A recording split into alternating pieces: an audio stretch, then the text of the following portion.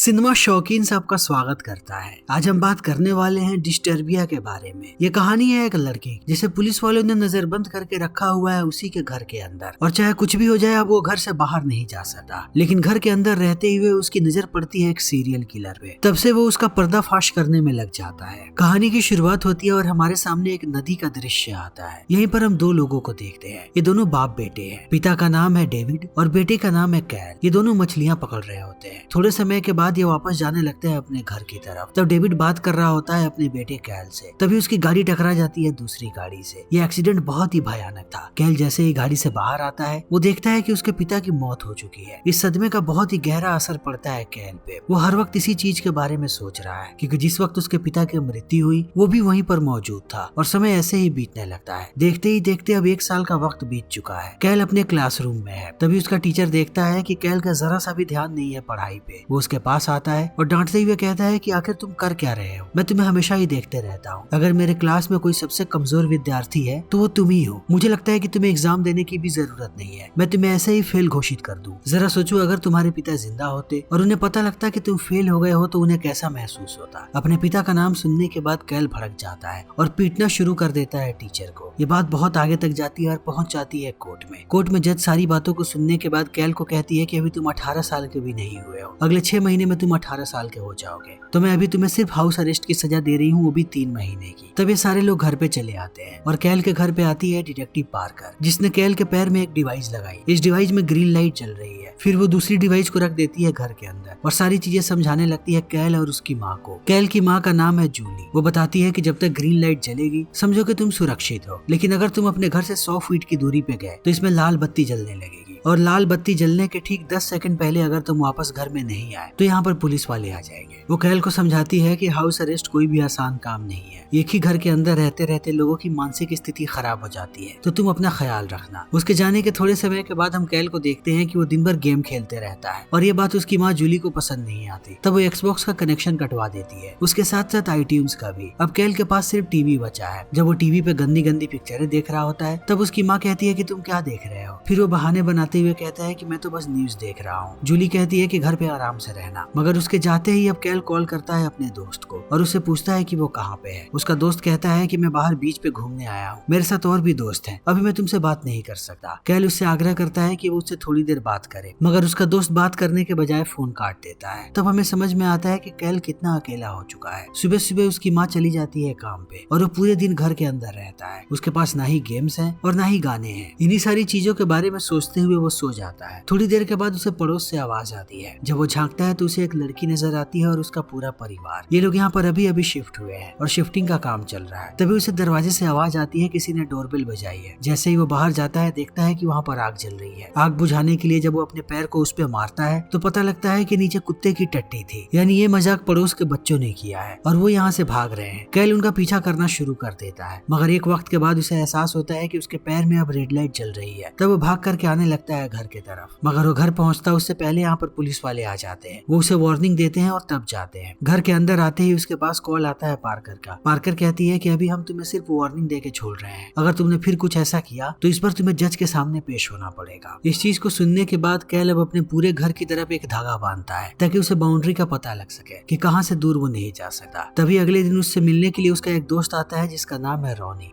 रोनी को देखने के बाद वो बहुत ही ज्यादा खुश है। वो उसे पूरा घर दिखाता है। उसके बाद उसके हाथ में बाइनोकुलर दे करके पूरे पड़ोसियों को दिखाता है और बताता है कि आखिर कौन सा इंसान क्या काम करता है और दिन भर उनके घर में क्या चलता है। अंत में वो अपनी पड़ोसी को दिखाता है जो यहाँ पर अभी अभी शिफ्ट हुई है। इस लड़की का नाम है एशली। एशली बहुत ही खूबसूरत है। उसे देखने के बाद रोनी कहता है कि तुम्हें उससे बात करनी चाहिए। कैल कहता है कि ये इतना आसान नहीं है, मैं हाउस अरेस्ट पे हूँ, मैं घर से बाहर नहीं जा सका। तभी अगले दिन उसके पोस्ट बॉक्स में एक मेल आता है। जब वो उसे निकाल रहा होता है तभी एशली की नजर उस पर पड़ जाती है। वो देखती है कि कैल का हाथ नहीं पहुंच रहा। तब वो उसकी मदद करती है और यहाँ से इन दोनों की बातों की शुरुआत हो जाती है। एशली बताती है कि अभी भी उसके घर की शिफ्टिंग चल रही है। इन बातों को सुनते ही कैल कहता है कि मैं तुम्हारी मदद के लिए जरूर आता, लेकिन मैं घर से बाहर नहीं निकल सकता, मैं 3 महीने के लिए हाउस अरेस्ट पे हूँ। ऐसे ही थोड़ी देर तक ये दोनों बात करते रहते हैं, फिर अपने अपने घर निकल जाते हैं। रात में आने के बाद फिर से टीवी देखने के लिए कैल बैठा हुआ है। आज वो न्यूज देख रहा है। न्यूज पर बताया जाता है कि एक लड़की गायब हो गई है और जो पार्किंग में आदमी था उसने एक आदमी को लड़की को किडनैप करते हुए देखा। किडनैपर फोर्ड मस्टैंग से आया था जो नीले रंग की थी और गाड़ी पर थोड़ा बहुत डेंट भी था। इसी बीच कैल का अलार्म बजता है और वो भाग करके आता है अपने कमरे में और देखने लगता है एशली को। यह एशली का योगा करने का टाइम है। जैसे ही उसका योगा खत्म होता है कैल सोने लगता है। तभी वो देखता है कि उसके पड़ोस में एक गाड़ी आई है। ध्यान से देखने के बाद उसे एहसास होता है कि ये फोर्ड मस्टैंग है। वो खिड़की से जा करके देखता है तो उसे पता लगता है कि इसका रंग भी नीला है और कार पर डेंट भी है। वो सारी बातें बता देता है रोनी को। उसे शक होने लगा है कि आदमी सीरियल किलर है। वो रोनी को पूरी बात बताता है। तब रोनी बाकी की भी जानकारियां इकट्ठा करके आता है कैल के पास। उससे कहता है कि इस हादसे को जोड़ा जा रहा है ऑस्टिन के हादसे से, क्योंकि वहाँ पर एक आदमी था जिसने 7 लड़कियों को मारा था और उसी के घर पे लाश मिली थी। आज तक पुलिस वाले पता नहीं लगा पाए कि वो आदमी कौन था और कहाँ से आया था, और इस शहर में भी वो लड़की ठीक उसी तरीके से गायब हुई है। पुलिस वालों को लग रहा है कि वो सेम किलर है। इसी बीच कैल रोनी को कहता है कि एशली के स्विमिंग का टाइम है। फिर दोनों खिड़की पर आकर के उसे स्विमिंग करते हुए देखने लगते हैं। एक वक्त के बाद उनका बाइनोकुलर टकराता है खिड़की से और एशली मुड़ करके इन्हें देखती है। तब ये लोग डर करके छुप जाते हैं। देखते ही इनका डोरबेल बजता है। जैसे ही कैल दरवाजा खोलता है वो देखता है कि दरवाजे पे एशली है। एशली कहती है कि मेरे घर का दरवाजा बाहर से बंद हो गया है और घर पर मैं अकेली थी। अब जब तक मम्मी पापा नहीं आते क्या मैं यहाँ पे रुक सकती हूँ? कैल कहता है कि हाँ। तब वो चली आती है अंदर और सीधा जाती है कैल के कमरे में ऊपर। खिड़की के पास उसे बाइनोकुलर नजर आता है, जिसे उठा करके वो कहती है कि क्या तुम जासूसी करते हो? रोनी कहता है कि हाँ। इसके पड़ोस में एक आदमी रहने आया है और इसे लगता है कि वो सीरियल किलर है। यह वही किलर है जिसने ऑस्टिन में 7 लड़कियों को मारा था और अभी शहर में भी एक लड़की की किडनैपिंग हुई है। एशली कहती है और तुम्हें ऐसा क्यों लगता है? तब रोनी बताता है क्योंकि इसने देखा था कि इस आदमी के पास भी फोर्ड मस्टैंग है, वो भी नीले रंग की, और उस पर डेंट भी है जैसा न्यूज में बताया गया था। तभी ये लोग देखते हैं कि वो आदमी बाहर आ रहा है। इस बार एशली के हाथ में बाइनोकुलर है। वो ध्यान से देखने लगती है और मस्टैंग बाहर आती है, मगर गाड़ी पर कोई भी डेंट नहीं है। इस बात को सुनते ही कैल अपने हाथ में बाइनोकुलर ले लेता है और देखते ही कहता है कि ये चीज बहुत ही अजीब है, मैंने अपनी आंखों से देखा था डेंट। एशली कहती है कि आखिर तुम इस आदमी के बारे में क्या जानते हो? कैल कहता है कि आदमी हमारे पड़ोस में कुछ सालों से रह रहा है और ये ज्यादा लोगों से बात नहीं करता। सारे लोग इसे मिस्टर टर्नर कह के बुलाते हैं। तब एशली भी अपने रिसर्च में लग जाती है और बताती है कि ऑस्टिन में जो कांड हुआ था उनकी लाशों को देखने के बाद लोगों को पता लगा कि वो आदमी सच में एक दरिंदा था। उसने पहले लड़कियों को मारा और उनकी लाशों को दीवारों में चुनवा दिया। ऐसे ही बातों में रात हो जाती है। रात में ये लोग देखते हैं कि टर्नर एक लड़की को लेकर के आया है। फिर लड़की को लेकर के वो चला जाता है घर के अंदर और ये दोनों उसे ही देख रहे होते हैं। तभी एशली के फोन पे उसकी माँ का कॉल आता है और वो बताती है कि वो आ चुकी है। तब एशली चली जाती है अपने घर पे और कैल सोने लगता है। आधी रात में जब उसकी आंख खुलती है तब वो देखता है टर्नर की खिड़की की तरफ। उसे नजर आता है कि वो लड़की वहाँ से भागने की कोशिश कर रही है और टर्नर उसे मारने आ रहा है। वो सारी चीजों को अपने कैमरे में रिकॉर्ड कर रहा है। तभी फोटो कैप्चर वाला बटन उसके हाथ से दब जाता है और फ्लैशलाइट जलती है जिसकी रोशनी बहुत ही तेज थी, जिसे टर्नर भी देख सकता था। इन चीजों को देखने के बाद अब कैल डर करके नीचे बैठ जाता है और कुछ देर के बाद फिर से बाइनोकुलर लेकर के ऊपर जाता है। जैसे ही वो टर्नर की खिड़की की तरफ देखता है उसे एहसास होता है कि टर्नर उसे ही देख रहा है। तब वो डर करके सीधा कॉल करता है रोनी को और उसे पूरी बात बताता है कि आखिर टर्नर ने क्या किया। उसने एक और लड़की को मार दिया। तभी वो देखता है कि वो लड़की बाहर आकर के अपनी कार में बैठ रही है। तब कैल ये बात बताता है रोनी को। सारी बातों को सुनने के बाद रोनी कहता है कि तुम ओवर थिंक कर रहे हो, वो आदमी सीरियल किलर नहीं है, अब जा करके सो जाओ। अगले सुबह में कैल जैसे ही नीचे आता है उसकी नजर पड़ती है टर्नर पे, जिसे देख करके वो डर जाता है। तब टर्नर उसे शांत करवाता है। यहीं पर उसकी माँ जूली है। जूली कहती है कि जब मैं सामान लेकर के ग्रोसरी स्टोर से बाहर निकली तब मैंने देखा कि मेरी गाड़ी का टायर पंचर हो चुका है। तब टर्नर ने मेरी मदद की घर आने में। तभी टर्नर की नजर पड़ती है कैल के पैर पे और वो पूछता है कि ये क्या है। कैल बताता है कि मैंने अपने स्पेनिश टीचर को पीटा था, तब से मुझे हाउस अरेस्ट की सजा मिली है। टर्नर कहता है कि जब मैं स्कूल में था तब मुझे भी लगता था कि मैं अपने सारे टीचर्स को मार दूं। इतना कहने के बाद वो बात करता है जूली से। उसे कहता है कि मैं चाहता हूँ कि हम लोग डिनर और मूवी देखने जाएं। जैसे ही कैल इस बात को सुनता है वो कहता है कि आपको पता है कि मैं घर से बाहर नहीं जा सकता, लेकिन जूली हाँ कह देती है। ये बात बहुत ही ज्यादा बुरी लगती है कैल को। वो कहता है कि शायद मेरी माँ को कुछ ज्यादा ही मन है बाहर जाने का। रात में जूली घर पे नहीं होती। तभी एशली आती है। कैल और एशली दोनों एक दूसरे के करीब आने लगते हैं। तभी इन्हें टर्नर के घर से कुछ आवाज सुनाई पड़ती है। जैसे ये लोग बाइनोकुलर से देखते हैं खिड़की पर इन्हें खून के धब्बे नजर आते हैं। फिर थोड़ी देर के बाद टर्नर नीचे आता है। उसने गार्बेज बैग में किसी चीज को डाला हुआ है जिसके ऊपर खून लगा हुआ है। वो उस पूरी की पूरी बोरी को घसीटता हुआ लेकर के जाता है पार्किंग के अंदर और दरवाजा बंद हो जाता है। एशली भी इन चीजों को देख रही है बाइनोकुलर से। कैल कहता है कि अब हमें सच्चाई की तह तक पहुंचना पड़ेगा। मुझे पता है कि कल क्या करना है। कल मैं रोनी को बुला रहा हूँ। जैसे ही टर्नर घर से बाहर जाएगा तुम उसका पीछा करोगी और पल पल की खबर दोगी कि अब वो कहाँ पे है। इसी बीच रोनी जाएगा उसके पार्किंग के अंदर। अगले दिन ये लोग ऐसा ही करते हैं। टर्नर के बाहर निकलते ही एशली उसके पीछे लग जाती है और रोनी चला जाता है टर्नर के घर पे उसके पार्किंग लॉट को चेक करने के लिए। उसी समय ये तीनों कॉल पे होते हैं। टर्नर अभी एक स्टोर में है जो अपने लिए चीजें खरीद रहा है। एशली उसकी तस्वीरें खींचती है और सीधा भेजती है कैल के पास, मगर एक वक्त के बाद वो देखती है कि टर्नर गायब हो गया है। अब वो जैसे ही पीछे मुड़ती है वो टकराती है एक लड़की से और उसका फोन कट जाता है। दूसरी तरफ कैल इस बात को समझ जाता है कि अब टर्नर वापस आने वाला है और रोनी को कहता है कि अब तुम अंदर मत जाओ। रोनी ऑलरेडी टर्नर के गाड़ी के अंदर है। वो कहते हैं कि वहाँ पर बस कोड को देखो और रोनी उसे कोड बता देता है। तभी हम एशली को देखते हैं जो सीधा कॉल करती है कैल को और उसे बताती है कि टर्नर गायब हो गया है, लेकिन वो भी आ रही है घर। तभी वो देखती है कि उसके गाड़ी के सामने टर्नर खड़ा है। टर्नर अब एशली के गाड़ी के अंदर आता है और सबसे पहले चाबी निकालता है। उसके बाद उसके हाथ को पकड़ता है, फिर कहता है कि मुझे पता है कि तुम मेरा पीछा कर रही हो, लेकिन मुझे बिल्कुल भी पसंद नहीं है कि कोई मेरी जासूसी करे, तो ये बात तुम अपने दिमाग में बैठा लो और अपने दोनों साथियों को भी बता देना। मुझे पता है कि वो लोग भी मेरा पीछा कर रहे हैं। इतना कहने के बाद वो उसे चाबी देता है और चला जाता है यहाँ से। रात में हम कैल को देखते हैं जो रोनी के पास एक वॉइसमेल भेजता है और कहता है कि मेरे पास टर्नर के घर का नक्शा है। जब ये घर बना था तब घर और गैराज दोनों एक में थे, लेकिन पता नहीं टर्नर ने अभी बीच में एक दीवार बनवा दी है। उसने ऐसा क्यों किया है? तभी अगले दिन रोनी आता है उसके घर पे और कहता है कि उसके गाड़ी के अंदर मेरा फोन रह गया है। कैल कहता है कि तुम चिंता मत करो, तुम्हें तुम्हारा फोन मिल जाएगा। ये मेरा कैमकॉर्डर पकड़ो, मैंने कैमकॉर्डर का कनेक्शन कर दिया है अपने टीवी के साथ। इसे लेकर के तुम जाओगे टर्नर के घर के अंदर और हर तरफ पॉइंट करोगे, जिससे मुझे भी नजर आता रहेगा कि तुम क्या देख रहे हो। तुम अपना फोन लो और उसके बाद सीधा जाओ उसके गैराज में और उस बैग को ढूंढने की कोशिश करो जिसे वो घसीट करके लाया था गैराज के अंदर। रोनी ऐसा ही करता है और चला जाता है घर के अंदर। सबसे पहले वो अपने फोन को उठाता है, फिर वो गैराज की तरफ जाते हुए कहता है कि यहाँ से बहुत ही गंदी बदबू आ रही है, जैसे कोई सड़ रहा हो। फिर वो और अंदर जाता है और कहता है कि मुझे लगता है कि मेरे पीछे कोई है। इतना कहते ही वो चिल्लाने लगता है और वो कैमकॉर्डर हाथ में लेकर के भागता है जिसे कैल देख रहा है। एक वक्त के बाद कैमकॉर्डर का भी कनेक्शन कट जाता है। तब घबरा करके कैल बेसबॉल बैट उठाता है और भागने लगता है टर्नर के घर की तरफ। उसके दरवाजे पर जाकर के वो देखता है कि दरवाजा खुला हुआ है, मगर वो अंदर जाता उससे पहले पुलिस वाले उसे आकर के पकड़ लेते हैं क्योंकि उसके पैर में डिवाइस लगी है और अभी वो रेंज से बाहर था। जब पुलिस वाले उसे पकड़ते हैं तो वो कहता है कि मैं अपने दोस्त की जान बचाने आया था जिसे इस आदमी ने किडनैप किया है। ये एक सीरियल किलर है। इन आवाजों को सुनने के बाद टर्नर बाहर आता है। पुलिस वाले कहते हैं कि इस लड़के का दावा है कि आपने इसके दोस्त को किडनैप किया है। टर्नर कहता है कि नहीं, ऐसा कुछ भी नहीं है। तब कैल और भी ज्यादा भड़क जाता है और कहता है कि मैंने खुद देखा है इस आदमी को घसीट करके एक बैग लाते हुए पार्किंग के अंदर, जिसके अंदर एक लाश है। ये आदमी एक सीरियल किलर है। तब पुलिस वाले उसके गैराज में पहुंचते हैं। जैसे ही वो लोग उस बॉक्स को खोलते हैं अंदर एक जानवर की लाश मिलती है। टर्नर कहता है कि ये मेरा पालतू जानवर है, इसकी मौत हो गई। मैंने सोचा था कि मैं इसे दफना दूंगा, मगर मैं काम में इतना मशगूल हो गया कि आज उसे नहीं दफना पाया। तब पुलिस वाले वापस लेकर के चले आते हैं कैल को। थोड़ी देर के बाद यहाँ पर डिटेक्टिव पार्कर आती है और कहती है कि मामला बहुत ही संगीन होने वाला है। आपका बेटा जबरदस्ती उस आदमी के घर के अंदर घुस रहा था, अब आपके बेटे के ऊपर कार्यवाही होगी। जूली कहती है कि क्या इसे वो माफ नहीं कर सकते? पार्कर कहती है कि इसे सिर्फ एक ही आदमी माफ कर सकता है और वो है टर्नर, जिसके घर के अंदर ये घुसने की कोशिश कर रहा था। जूली कहती है कि ठीक है, मैं टर्नर से बात करूंगी। जब वो उसके घर की तरफ जा रही होती है तब कैल उसे मना करता है कि वो टर्नर के घर पे रात में ना जाए, मगर जूली पहुंच जाती है टर्नर के पास। मगर कैल सारी चीजों को ध्यान से देख रहा है कि उसकी माँ अभी बात कर रही है टर्नर से। तभी उसके फोन पे संदेश आता है जिसमें लिखा हुआ है कि अपने टीवी को ऑन करो। जैसे ही कैल टीवी को ऑन करता है उसे रोनी नजर आता है जिसे एक जगह पे बंद करके रखा गया है और रोनी बेहोश है। ध्यान से देखने के बाद कैल को समझ में आता है कि यह उसी की अलमारी का दृश्य है। जैसे ही वह अलमारी खोलता है उसे रोनी नजर आता है बेहोश। तब वो धीरे धीरे रोनी के पास जाता है। तभी रोनी उठ करके हंसने लगता है। गुस्से में कैल उसका गिरेबान पकड़ लेता है और कहता है कि तुम्हें ये सब मजाक लग रहा है, तुम पुलिस वालों के सामने क्यों नहीं आए? तब रोनी कहता है क्योंकि मैं पागल नहीं हूँ, मैं पुलिस वालों के सामने आकर के क्या कहता कि मैं टर्नर के घर के अंदर घुसा हुआ था, वो लोग मुझे जेल में डाल देते, इसीलिए मैं यहाँ आकर के छुप गया। इतना कहने के बाद वो कैमरे को कनेक्ट करने लगता है कंप्यूटर से ताकि सारे के सारे क्लिप्स को दिखा सके कैल को कि उसने घर में क्या क्या देखा था। हर जगह की उसने रिकॉर्डिंग की है, मगर कैल अभी भी अपनी माँ को देख रहा है, वो भी टर्नर के घर के अंदर। तभी एक क्लिप चलती है कंप्यूटर पे जिसमें कैल को खिड़की नजर आती है। जब वो जूम करता है तो देखता है कि प्लास्टिक में रैप करने के बाद एक लड़की की लाश को रखा गया है। वो बहुत चक्का रह जाता है। वहीं दूसरी तरफ हम देखते हैं टर्नर को जो कैल की माँ के सर को दीवार पे दे मारता है और आने लगता है इनके घर की तरफ। हम ऊपर देखते हैं कैल जो अभी भी पुलिस वालों से कांटेक्ट करने की कोशिश कर रहा है और रोनी नीचे है। तभी टर्नर नीचे आकर के सीधा मारता है रोनी के सर पे और ऊपर आता है कैल के पास। कैल कॉल कर पाता उससे पहले वो उसके ऊपर भी हमला कर देता है। कैल जानता है कि पुलिस वालों को यहाँ पर बुलाने का एक ही रास्ता है कि वो घर से बाहर भागे। वो बाहर भाग रहा है और टर्नर उसके पीछे भाग रहा है। वो भाग करके चला आता है बाउंड्री पे जो बाउंड्री उसने बनाई थी, मगर वो बाहर जा पाता उससे पहले टर्नर उसे पकड़ लेता है और घसीट के लाता है घर के अंदर। उसको बांधने के बाद कहता है कि मैं तुम्हें मारना नहीं चाहता था। ऑस्टिन में सारी चीजें करने के बाद जब मैं यहाँ पे आया तो मैंने कहा कि मैं सुकून की जिंदगी बिताऊंगा और अपने पड़ोसियों को नुकसान नहीं पहुँचाऊंगा, लेकिन तुम जैसे बच्चे हमेशा ही लोगों के लिए परेशानी खड़ी करते हैं। अब तुम्हें पता है कि मैं क्या करने वाला हूँ? तुम एक लेटर लिखोगे जिसमें बताओगे कि तुमने अपनी दोस्त को मारा क्योंकि तुम्हारा दोस्त तुम्हारी गर्लफ्रेंड एशली पे लाइन मारता था। उसके बाद तुमने अपनी माँ को मार दिया क्योंकि तुम्हारी माँ कहती थी कि उसका पति तुम्हारी वजह से मारा गया है, फिर तुम मरोगे। वो उसके सामने पेपर रखता है और कहता है कि इन सारी चीजों को लिखे। तभी एशली चली आती है घर के अंदर और वो आवाज लगाने लगती है कैल को। जैसे ही टर्नर डिस्ट्रैक्ट होता है, कैल उसे मार करके भागने लगता है। तब चाकू लेकर के उसका पीछा करता है टर्नर, मगर वो मार पाता कैल को उससे पहले आकर के एशली उसे पकड़ लेती है। एशली उसके ऊपर चढ़ी हुई है और उसके आंखों को नोच रही है। तब वो एशली को भी पटक देता है। इसी बीच कैल पीछे से आकर के उसे दमदार धक्का मारता है और टर्नर सीधा गिरता है नीचे। अब यहाँ पे एशली और कैल ये दोनों अकेले हैं। एशली कैल के हाथों को खोल रही है। तब ये लोग दरवाजा बंद करके जाने लगते हैं छत की तरफ और धीरे धीरे टर्नर भी ऊपर आ रहा है, मगर छत से ये लोग सीधा कूदते हैं एशली के स्विमिंग पूल के अंदर। कैल कहता है कि मेरी माँ अभी भी शायद उसी के घर के अंदर है। तब वो जाता है टर्नर के घर के अंदर। उसके पैर की डिवाइस में अब रेड बत्ती जल रही है और ये खबर मिलती है पुलिस वाले को। तब एक पुलिस वाला आने लगता है इधर। कैल एक एक करके घर के सारे कमरे में जा रहा है। वो सबसे पहले उस विंडो की तरफ जाता है जहाँ पर उसने लाश देखा था। जब वो अंदर घुसता है तब उसे और भी लाशें नजर आती हैं। वो तुरंत बाहर निकलता है और नक्शे को याद करता है कि नक्शे में उसने क्या देखा था। पहले गैराज और घर दोनों एक थे, मगर बीच में एक दीवार बना दी गई है। वो जाता है उस दीवार के पास और दरवाजा खोल करके जैसे ही अंदर जाता है उसे एक बड़ा सा कमरा नजर आता है जहाँ पर ऑपरेशन की बहुत सारी चीजें हैं। यानी कि टर्नर पहले लड़कियों को यहाँ पर लेकर के आता है और बेरहमी से मारता है उन्हें। उसे यहीं पर बहुत सारे विग नजर आते हैं और लड़कियों के आईडी कार्ड भी। उसे याद आता है कि उस रात जिस लड़की को उसने बाहर गाड़ी में जाते हुए देखा था वो लड़की नहीं थी, बल्कि खुद शायद टर्नर ही था जिसने लड़की के कपड़े और विग को पहना। उसे पता था कि कैल ने उस पर नजर रखा हुआ है और वो खुद जाकर के कार के अंदर बैठ गया ताकि सबको लगे कि वो लड़की यहाँ से चली गई। इसी बीच कैल को यहाँ पर एक खुफिया दरवाजा नजर आता है। दूसरी तरफ हम पुलिस वाले को देखते हैं जो यहाँ पर आ चुका है। तभी उसकी नजर पड़ती है टर्नर के घर के अंदर जिसका दरवाजा टूटा हुआ है। वो बंदूक लेकर के आने लगता है अंदर, मगर वो और अंदर जा पाता उससे पहले टर्नर आकर के मार देता है उसे। दूसरी तरफ कैल जाता है उस खुफिया दरवाजे के अंदर, देखता है कि यहाँ पर हर तरफ लड़कियों की चीजें पड़ी हुई है। तभी जहाँ वो खड़ा होता है उसके नीचे की पटरी टूटती है और वो सीधा गिरता है नीचे पानी में। पानी में देखता है कि हर तरफ लड़कियों की लाशें हैं, यानी यहीं पर वो लाशों को छुपाता है। वो अपने आप को संभाल के जब आगे बढ़ता है तो देखता है कि उसकी माँ को यहीं पर टर्नर ने बांध करके रखा है, मगर वो जूली को आजाद करवा पाता उससे पहले टर्नर यहाँ भी पहुंच जाता है और हमला कर देता है कैल पे। वो एक चाकू उठाता है कैल का गला काटने के लिए, लेकिन तभी जूली उसके पैर में एक कैंची घुसा देती है। अब जब तक टर्नर अपने आप को संभालता उससे पहले कैल की नजर पड़ती है घास काटने वाले कैंची पे, जिसे उठा करके वो सीधा घुसाता है टर्नर के पेट में और फेंक देता है पानी में, जिससे टर्नर की मौत हो जाती है। फिर वो अपनी माँ को लेकर के चला आता है ऊपर। अगले दिन हम देखते हैं कि डिटेक्टिव पार्कर आई हुई है इनके घर पे और वो शाबाशी दे रही है कैल को कि उसने इतने बड़े गुत्थी को सुलझाया। उसके हाउस अरेस्ट की सजा को भी हटा दी जाती है। हर तरफ बात किया जा रहा है कैल के बारे में। उसकी माँ बहुत खुश है।